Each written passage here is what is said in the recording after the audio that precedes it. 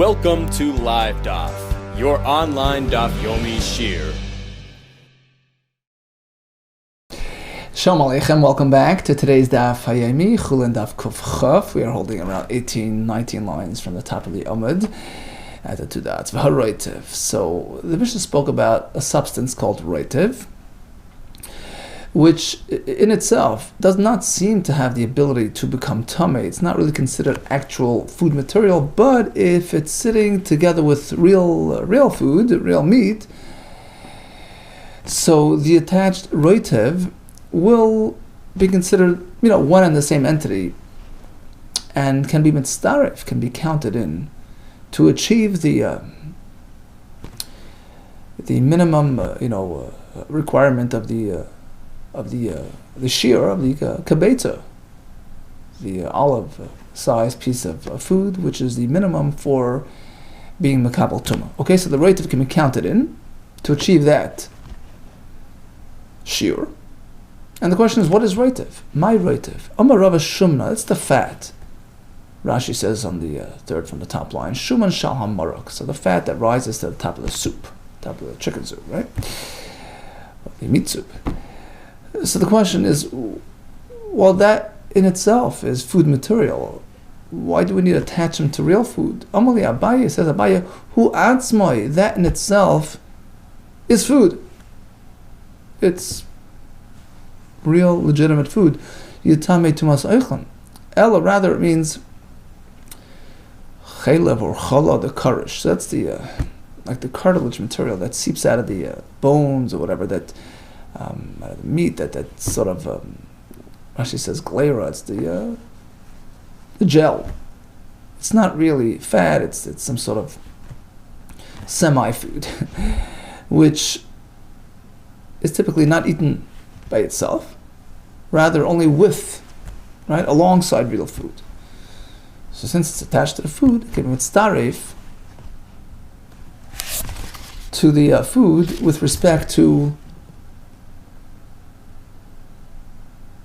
right? Rashi the Mishnah says it's not something which is typically eaten on its own. He says shaderach la'ochla ki krusha ala basar. Right? When it's krusha, you eat it only, together with the meat. So it's mitzdaref with that meat to achieve the shear of the kibetza. Says the Gemara, but why does it have to be congealed and gelled? Why not in its liquid form? My iri karish. Why does it have to be gelled up to be counted in kilai karish nami? Even if it's not gelled, even if it's in its liquid form, it's sitting on this meat.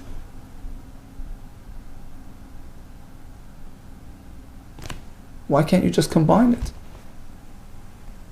As we find, regarding Yom Kippurim, the Amar Rish Lakish, tzir, so you have this liquid, this brine. Rashi in the first pshat says, Mashka hayetzim min hayarak, you have some juice coming out of the vegetable, so maybe, when it was pickled, it got full of, now we have liquid on that vegetable. So we have solid material, which is vegetable, and you have liquid material alongside it. Two separate types of food. This is solid, this is liquid, right? Says Rish Lakish regarding the prohibition to consume food on Yom Kippur, which is pegged at a keseves, so the minimum is a keseves, a date-size piece of food. Pasuk says, "V'nisem es nafshesechem," you meant to deprive yourself of food, and the Gemara learns that, in contrast to all over throughout the Torah, where a kazayis constitutes an act of eating, but here on Yom Kippur, what interferes with inui? What is considered a negation, a challenge to inui, when one eats more than just a kazayis. Kazayis doesn't really satisfy properly. It doesn't take away the inui. It needs to be a bigger shear, slightly bigger, a keseves. Okay, so let's say you have a keseves, but it's comprised partly of food and partly of liquid. Damar Shlagish, typically you can't be mitzaref food and liquid, but here, if it's sitting on the vegetable, it's really one and the same entity. It's sort of serving, it's an accessory to the vegetable, and it is mitzaref. despite this being liquid, this being food. Right? It can be counted in for the keseves, likah keseves b'yom kippur. So why not the same regarding tumas oichlin? For the share of kibetza, a little meat alongside some of this juice should be combined as one. No, says the Gemara, big difference between the two things. It's the Yom Kippur, it's a question of what satisfies a person. Like Yisuvei Dait, it's about satisfying the person. It can happen even this way, even in a non-conventional form of eating. Meaning, even though it's not fully solid, it's mixed with liquid, but the liquid can sort of complement the food and top it up to the shear.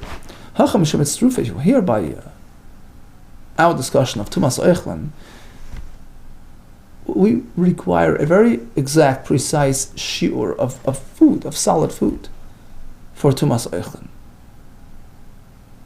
So, if you want to be mitzaref, if you want to add liquid to food, well, this works one way and this works a different way. Food has its own system and liquid has its own system regarding tumah. You can't compare, you can't combine. And therefore only eat karish if the liquid has congealed.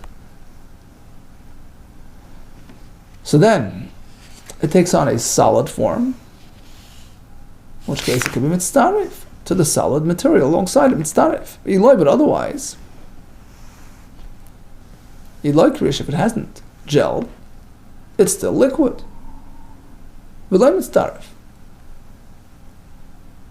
Therefore, you can't attach it, you can't mitzaref it. Because, let's realize, food has one shiur, and liquid has a different shiur regarding tumah. Right? A kibetza of food becomes tamei, and a revius of mashkin becomes tamei. Two different systems, different tracks. You can't merge these two things unless you have the liquid congeal, which takes on a solid form.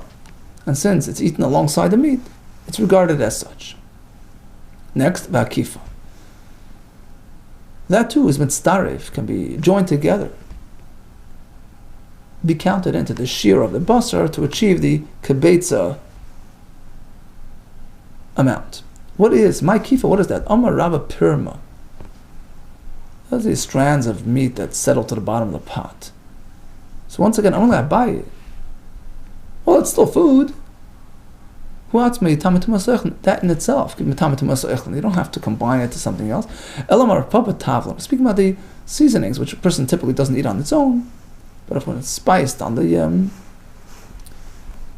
sprinkled on the meat, so together with the basar, it can be also counted as food material, and you get the total shear kibetza between the two. Tanan Hasan. Okay, on account of this reference to liquefied and unliquefied materials, we have an interesting discussion. Forbidden materials.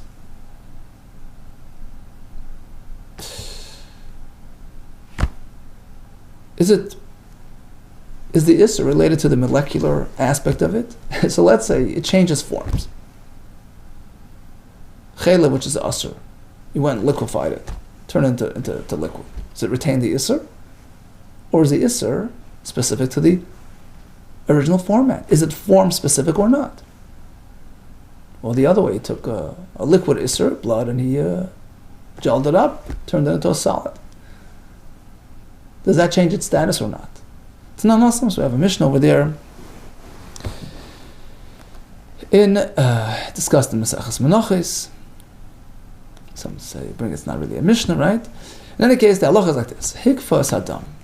He took blood, which is naturally liquid. He goes and he makes it into a solid. Rashi says he cooked it and and then he ate it in its solid form. Or the other way around, he took chela, which is solid, it's fat. Hemcha, and he heated it up and he liquefied it. V'gam, and he swallowed it as is. In both cases, he is chayiv, since he ate isra. But why? Understand. when he congealed that blood and ate it, I know why he's chayiv. Because it retains its isser, even though he changed its form. Given the akpid, because since he went ahead and he personally did it, ach shuvi. It was intentional. He wanted it this way. He preferred it in a solid form, so it doesn't lose its status.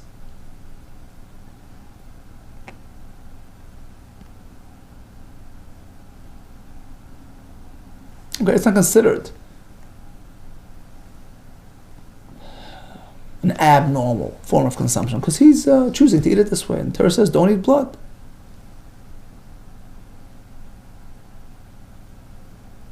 So apparently the term eating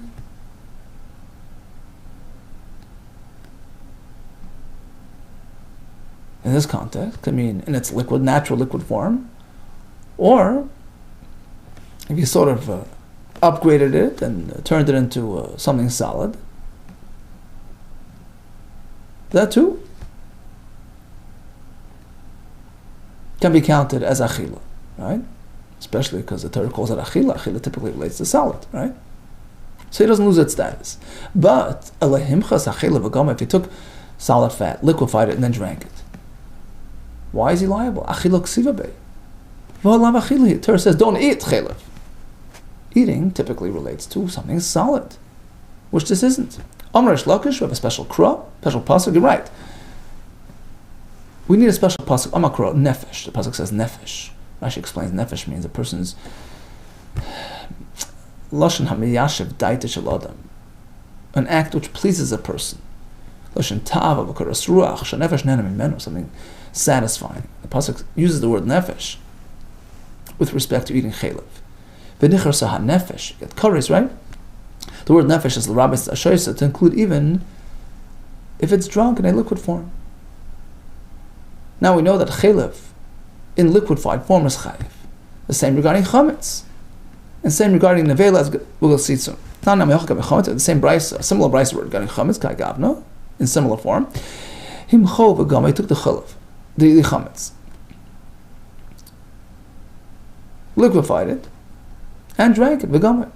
Im chametzu, if he took chametz material and drank it like that, on Rosh Kares, he gets kares as though he ate regular chametz.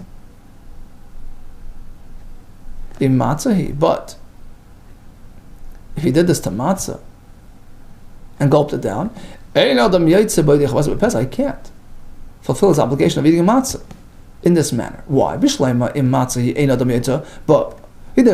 understand the second halacha, if it's liquefied matzah, it doesn't work. Lechem oini. Amar Chana Torah specifies it has to be lechem oini. Poor man's bread. It doesn't have, it no longer has a bread format to it. Vailav lechem oinu. Elohim chametz hu onish kares. But the first halacha, liquefied chametz, is still chametz. Why? The Torah warns against eating chametz, not drinking. Achila ksiva be. Amar Reish Lakish, once again, Amar Kro, we have another pasuk by chametz, nefesh. It says v'nichar sah nefesh, right? To incorporate a shaisa, l'rabis shaisa, even if it's drunk. V'tani nami gabi nivlas oiv Torah kai gavna. A similar brisa regarding a dead bird, which is an avela, kosher dead bird which died. What if it was liquefied? Can one eat it? Him chahu ba'ur tami. So the nivlas oiv Torah has tuma. When one actually is engaged in swallowing it, it imparts tumah to the person and his clothing. But let's say it was liquefied before it was eaten. Him chobo, or if he did it on a flame, then it's still tummy, it retains its status. But chama, he did it by way of solar heat out in the sun, it's tahar. And we'll see in a minute why. The question was asked, the Parah speaks about the act of eating.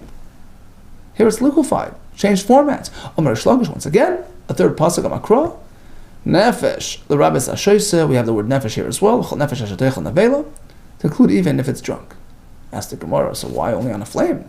Why not by way of solar heat? Yachi, b'chama nami, even was heated up and liquefied out in the sun, that too, well, b'chama is ruchi masrach, out in the sun it spoils, just the way it happens, so it's not really considered truly edible anymore. Now, we have 3 psukim regarding the same exact matter. Liquefied chalev, liquefied chametz, liquefied nevela. Why do we need 3 psukim? Just say one and learn the others from it. All 3 are needed because all 3 are unique and distinct and cannot learn one from the other. How's that? Because Rachmana chalev, had the Torah only written by chalev, that liquefied still retains status. Well, chametz l'aseh, I can't learn chametz from chalev.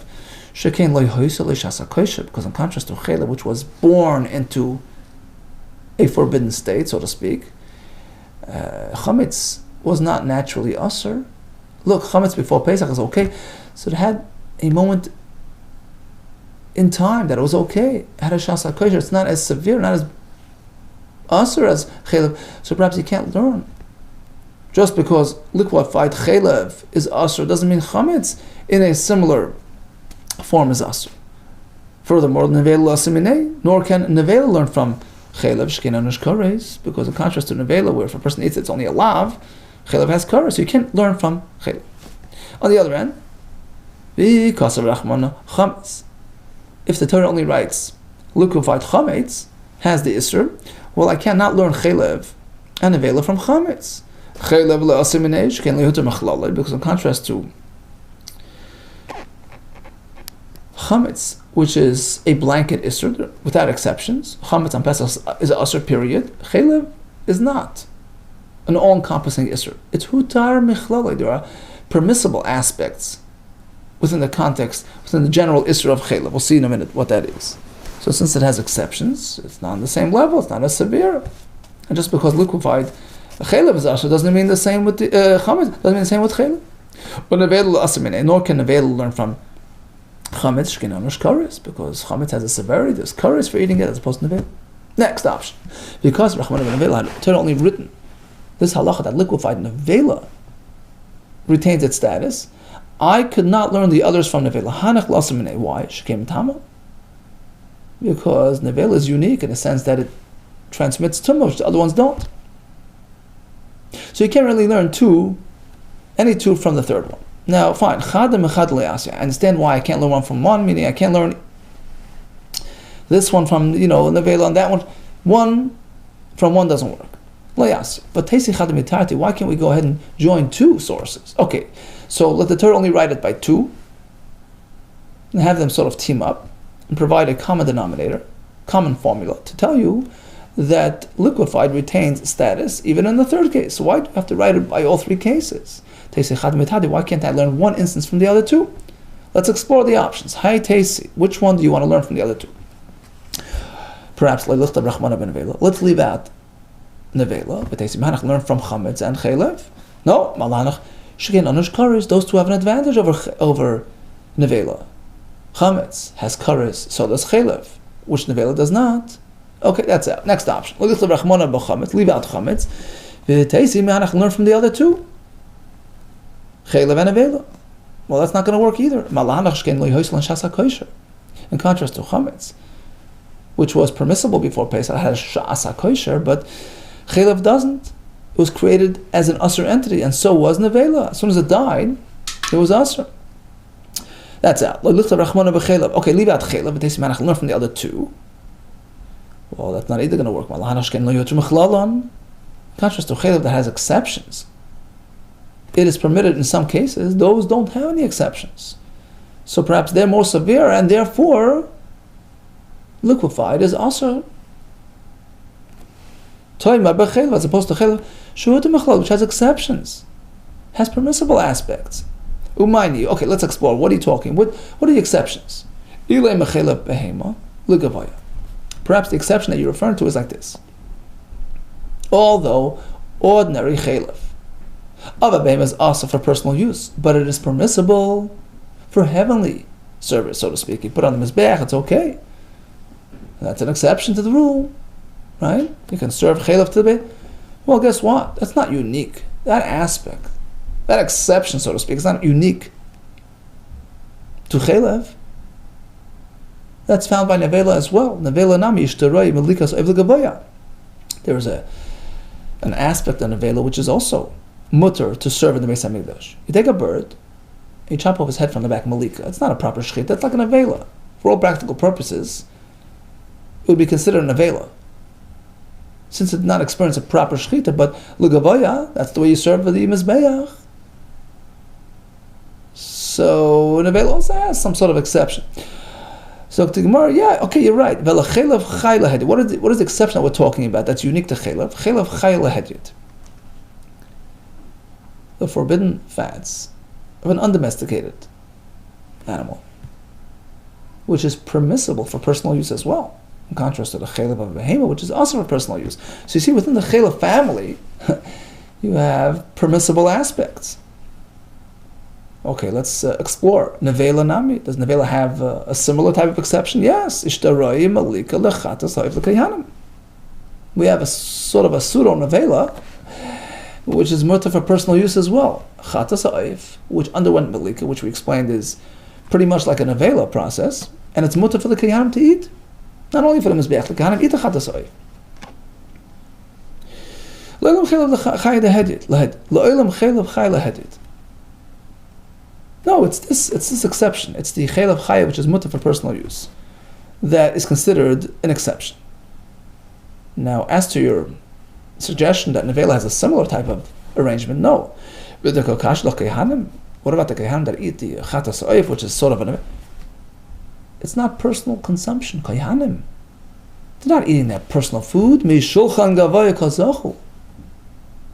receiving that allotment from the heavenly table, from the Mizbeach, from the Beis HaMikdash.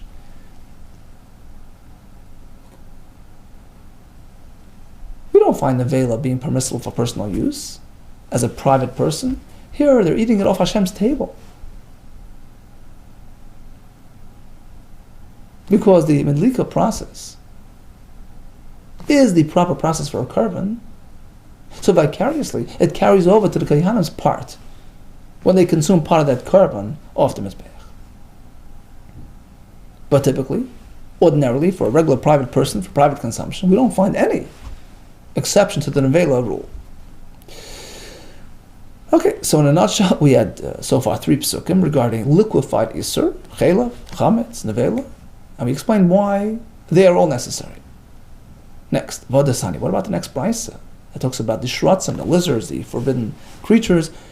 And we have an extra hay, ha tmeim. The extra hay is coming to cover more materials. Less tzira, to forbid the brine that runs off the beroitvan, the gel, the congealed, juices, the kifa shalahan, right? Lamali. And the question is, why a new pasuk to forbid, liquefied isser, ligmar miyani? Why can't we just learn from the other 3 examples? Chaylev, etc. Shricha, they're all needed. The pasuk has not accentuated that a sheretz also has this type of Havamina. I would say, okay, we'll learn it from the other ones, but when you learn A from B, A is limited to the context of B, meaning he can't be more powerful than his source. Havamina, I would think, Dayai, it is sufficient. Lavai minadin, something which is being learned from his source, lias kenidan. Right? Something that's learned minadin, derived from a specific source, like chaylev and chametz and nevela. He has to live up to their parameters. He can't be more severe, more strict than them. Mahasim, just like over there. How much is considered an achilas isser regarding chaylev, etc.? A kazayis, right? Adika kazayis. Unless you have a kazayis, you're not avachanami adika kazayis. So likewise, by these sheres, accordingly, you would have to have a kazayis. So liquefied sheretz would only be considered also if it is a kazayis. And we know that by sheretz, a much smaller shear applies. Shear of a kadasha, like a lentil. So that's why the Torah had to point out that liquefied sheretz is also asur. So this way we know that it's asur in its own context, with its own parameters, even a smaller amount than a kazayis, even a kadash. Return to Talmud Bavli. Says the Gemara, but why not the other way?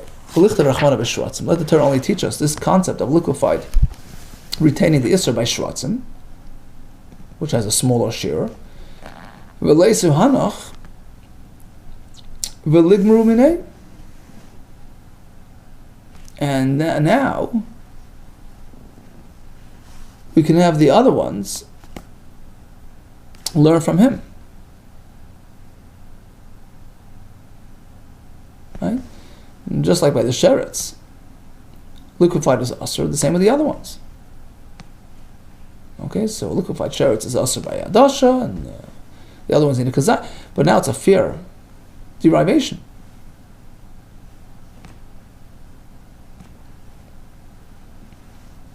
Because if anything, they're more lenient, because by sheretz it's so small and still asr by them need a kazai. That's a fair derivation. The concept will be carried over to the other ones as well. Says the Gemara, you know why you can't learn from sheretz? You can differentiate. You can negate this matchup. You can't compare others to sheretz. Sheretz has a strictness, as we explained. It gives off tumah even with a drop. Rashi explains a drop doesn't mean literally a drop. It means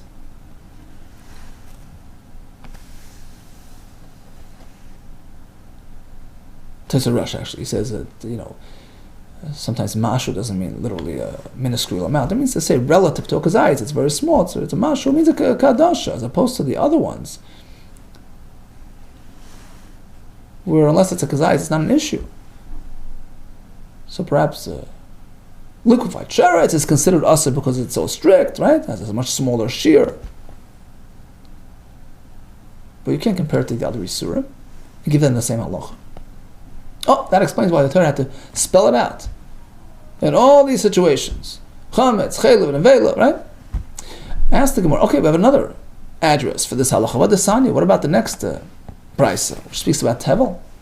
All kinds of forbidden materials retain their isser even in liquefied form. Ha-tevel, untied produce, v'achadash, new produce, new grains, before the oimah was done. V'hegdish material, v'ashvias,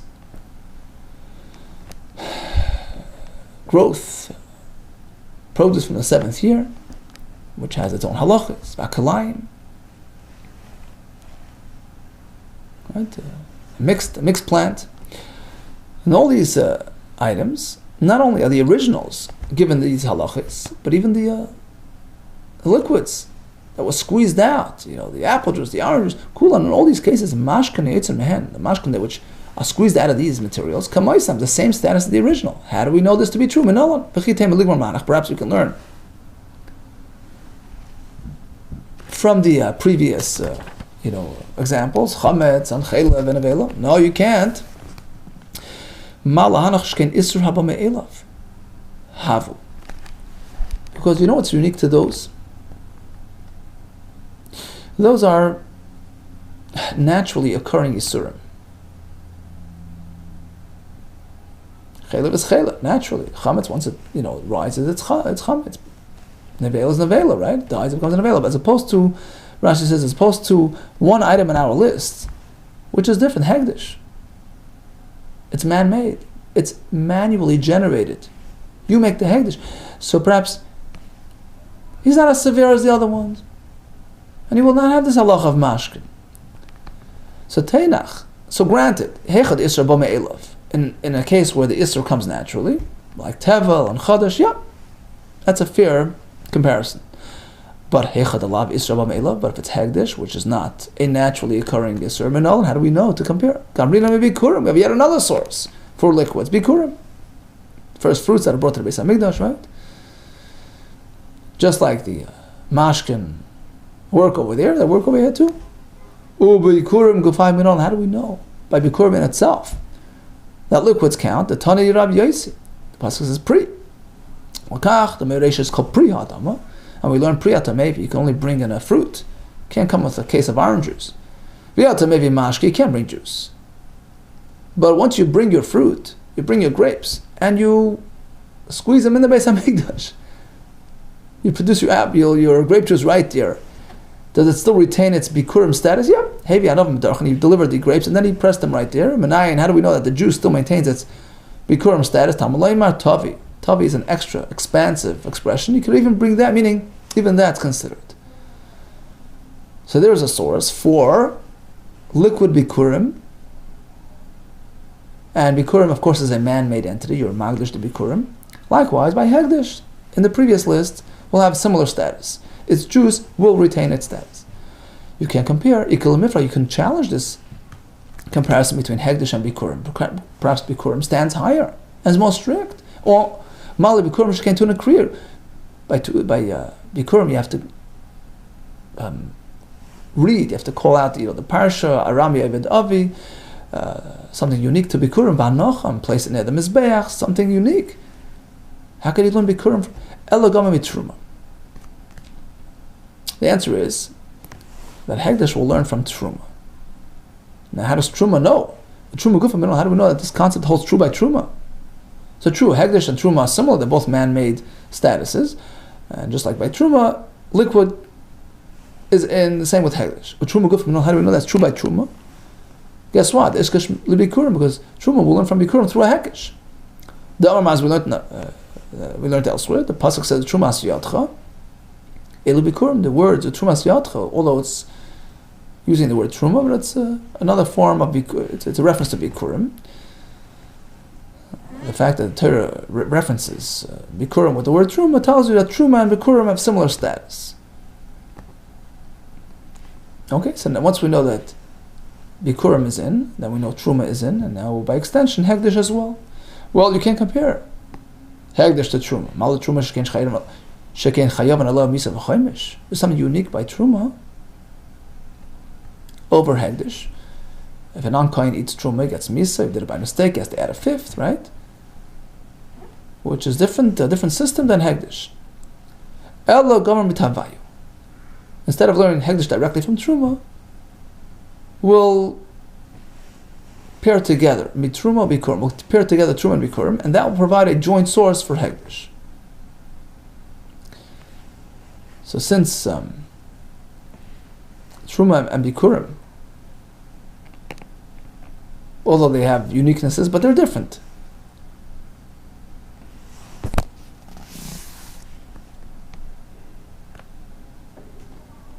So they can sort of match up, team up, and provide a common source, a common denominator, a common formula, and tells you like this, that even though these are man-made entities, man-made kedusha, Bikurim, Truma, you make it, still the juice retains its status, and likewise Hegdish.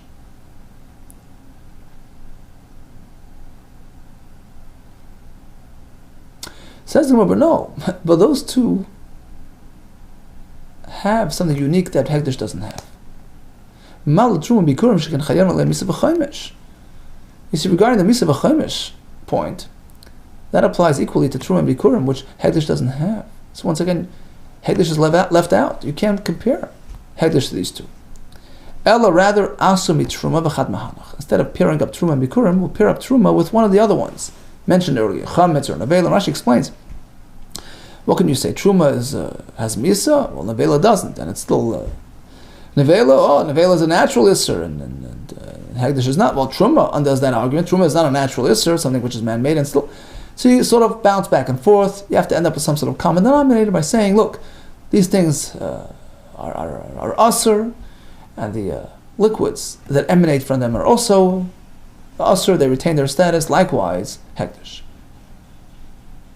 Alternatively, you can take Bikurim and pair them up with one of the ones mentioned before as well. So either way, it's a double source, a joint source, to provide that precedent, which can be extended to Hegdish as well.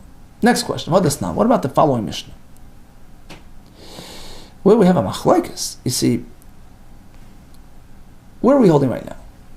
We have psukim for chaylev, for chametz, for nevela, for Bikurim, Truma by way of Bikurim, that the mashkin, that are squeezed out of these things. So even though the item has sort of reverted to a liquid form, it still retains its respective status, whether it's the chaylev, whether it's the right, and Truma as well.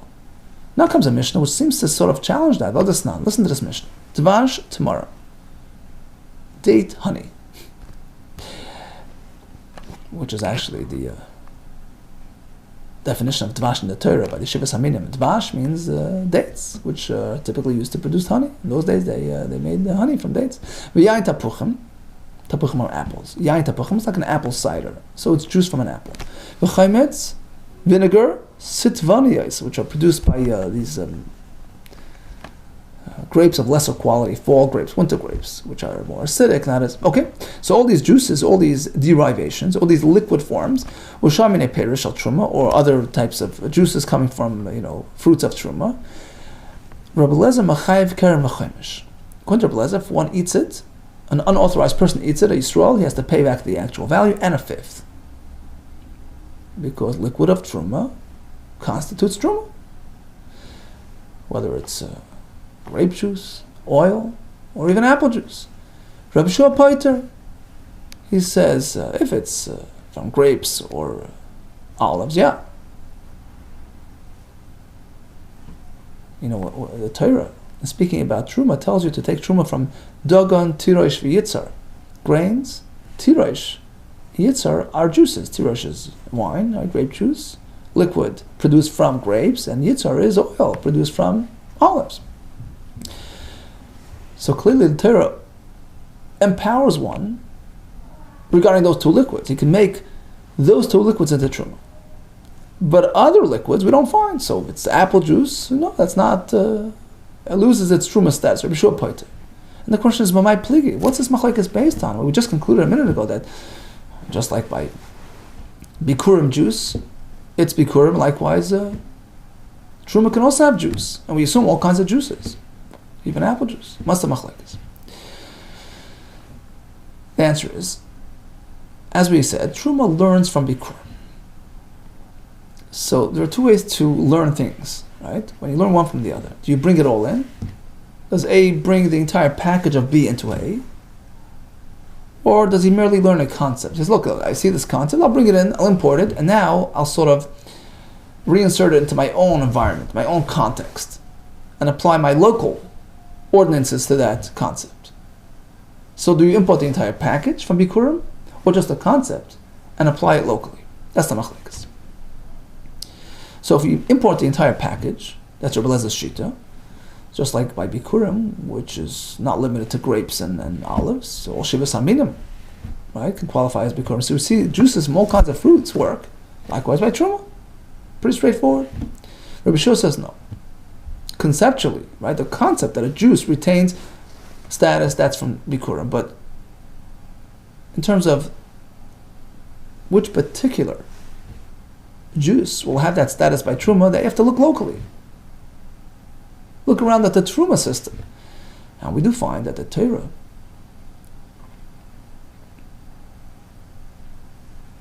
applied Truma to which juices? As we said, Tirosh v'Yitzar. We only find those two juices regarded as Truma juice. You can take grape juice, you can take wine, make it into Truma. Not only if it was grapes produced into wine, once the grapes became Truma. No, you can actually make original Truma from wine and oil. So assumingly, when we import this new concept, that juice that was produced from a Truma fruit will retain its Truma status, we assume it's limited to these two types of juices. But we find that the Torah enabled us, to make Truma. So again, since we find that the Torah singled out these two juices as those that can be made into Truma, juice Truma, wine and oil, likewise, regarding the second aspect, we have a fruit that's already designated as Truma, and you turn that into juice. It underwent the transformation into juice. We learn from Bikurim that it retains its status, but it's limited to these two types of juices, which we find have a connection to Truma, can be turned into Truma in their original format. Likewise, when they're produced from a Truma fruit, they retain their Truma status. That's Rabbi Yeshua's approach. So the concept, we bring it from Bikurim, but we limit it to the local Truma context. B'doyin mino mina, do we learn A from B entirely? U'b'doyin mina, or do we learn A from B partially? Bring it back to its own place, into its own context. That's the point of machlekes. Rabbi Lezer says, bring it all in. B'doyin mino mina. And therefore, ma bikurim mashkina yitzim hen mechamayisim. Just like by bikurim, any juices coming out of all these fruits retain their original status. We consider like the original fruit, even though they underwent the transformation. The same with bikurim. All bikurim fruit turned into juice, retain their status. Af trumanami mashkin hayotzim en kamoisim. The juice coming out of those fruits are regarded like those fruits. Umina, right? And not just the concept that we learn from bikurim, right? So far we just had the concept, but now the scope as well. We learn that from bikurim as well. Ma bikurim mashkin, ma bikurim afilu shar minin, just like bikurim applies to other minim as well, not just to grapes and olives. Af trumanami afil shar minin, the same with truma. This concept is applicable all around, even apple juice. Rabbi Shua Savar disagrees. We import the concept in a limited fashion. Savar, he holds doim mina. We import the concept from bikurim in a limited fashion. Ma bikurim mashkin hayotzim kamois, just like with bikurim. Juice emanating from the bikurim fruit retain their bikurim status. The same with truma. Av truma mashkin hayotzim kamois. But now, once we have the concept in our hands, we come back home. We'll give us strong. We bring it back to its own place. We apply the truma parameters, and just like we find that the Torah enables us to make wine and oil. The Torah identifies, singles out wine and oil as items that can be turned into truma. Ma mashkan dekachim, but truma, what are the two liquids that can be turned into truma? Tirash v'yitzar, in only tirash v'yitzar, wine and oil. But midar chunelo, you can't turn other juices into truma. You can't take apple juice and make it into truma. So likewise, regarding the second aspect, juice produced from a truma fruit. So if you have apples that have been made truma, turn them into apple juice? No. Af mashkin etzim man like a moisin. Likewise, regarding this idea that juice produced from a truma fruit to retain its original status is limited to those two unique, singled out juices. Tiroish, grape juice, v'yitzar, oil in, yep, midachrin loy, but not other juices. Next question, what about the Mishnah which says that by bikurim also, ein mevin bikurim mashke. So Rashi explains, for instance, this fellow brought a truckload of grapes as bikurim, and then he pressed it into, squeezed it into juice, right? So it's only valid if it's grape juice or oil. Only these two distinct liquids. Ela yotzim and azeisim, nanovim, the juice that comes from jaisim and nanovim, oil and grape juice, right? So these are the two unique, beverages, and they still retain their bikurim status. And this is even by bikurim. Who's speaking here? Mani, Rabbi Shui. This must be Rabbi Shua speaking, who takes it full circle. Who says, look, the starting point of this circle is bikurim. It says tavi, right? Even juice retains its status. So if you deliver the fruit, you have to deliver fruit, right? That's pre. But once you deliver it as fruit, you can turn it into juice and it still retains its status. And we take that concept, bring it over to truma, and by truma it's limited to grape juice and oil. And now we circle it back to bikurim, and we say, guess what? Bikurim is also limited to those two juices. Rabbi Shui, the Amar, tells us, when we learn bikurim, truma from bikurim, we learn the concept, but the practical application is local, right? So it's limited to those two juices. And then he circles back and applies this limitation back to bikurim. So just like by truma it's limited to these two, bikurim as well. So the parameter of truma reveals to us what the Torah had in mind by bikurim as well. Okay, so by bikurim he certainly has to bring the fruit, but once he brought the fruit, the Beis HaMikdash now was squeezed into juice, it retains its status, but it's limited to these two juices. One more question. What about the Mishnah that talks about arla? Right? The fruit, the first 3 years of the fruit tree is asur. And it says, look, you get a person eats arla, gets malchus. What about if he eats the juice of that fruit? A person will only experience malchus, on account of eating arla, ella, regarding juices, ella only if it's grape juice or oil. Why? Mani, whose opinion is reflected in this Mishnah? Why is it that by Arla we're also limited to these two juices? Again, Rabbi Shoyi, the Amar says, we learn the concept and we apply it locally. And as we explained, Bikurim will now import this limitation from Truma. And the reason is because Truma and Bikurim are sort of synonymous. We had the pasuk before, Trumas Yadcha, right? Ela Bikurim. Bikurim and Truma go hand in hand. So once we've established that by Bikurim, it's limited to these two as well. We turn to the next page.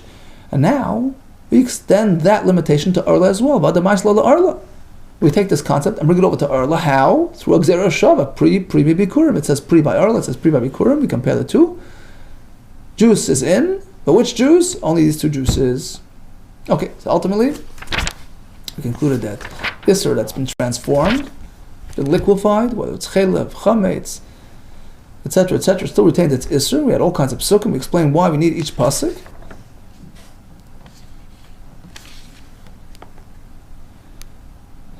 We had a pasuk by Bikurim as well. And the question is, how far do we go? We go all the way, all out. It applies to all juices of all fruits, but according to Rabbi Shua, it's limited to Zeis and Vanavim. That limitation is found by Truma, and that is applied to Bikurim as well, and to Arla. Thank you so much for joining. All the best to you, Psuras Tovis, and Much Hatzlacha.